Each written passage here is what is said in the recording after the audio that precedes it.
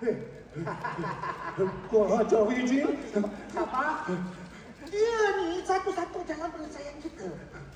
Okey. Jin apa macam ni? Nama aku Jintan.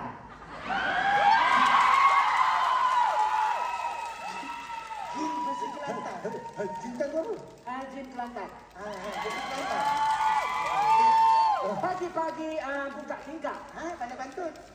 Banyak mulut dah si gagak. Ini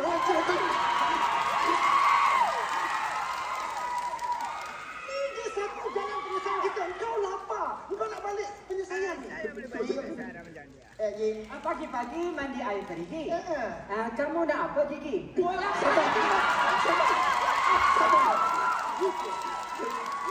Okey, saya tahu. Mesti kamu berdua ni datang nak buat permintaan kan? Mestilah kau Jin. Permintaan tu boleh tapi ada cabaran dulu. Cabaran? 3 hari kita turun naik gunung saji. Kena kejar dengan teddy bear. Hampir nak kena makan dengan penguin.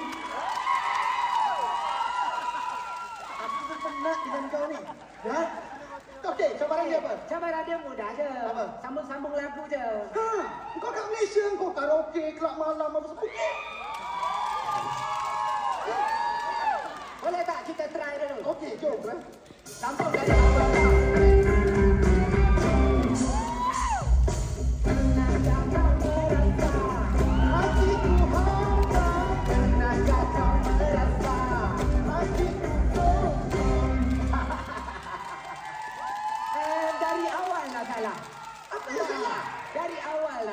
Kalau betul, yang macam ni. Pernahkah kau merasa? Ceng. Ceng. Itu yang betul.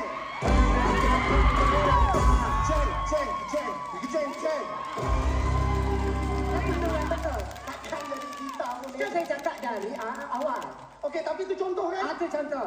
Yang betulnya? Yang betul kita kena main lagu berantai. Tapi, kalau siapa menang, dia boleh buat permintaan. Tapi, kalau siapa kalah, dia akan tinggal di sini selamanya dan diseksa. Siapa menang? Sebut kita. Kita. Okey? Right. Boleh? Jom main lagu berantai. Jom. Jom main lagu berantai.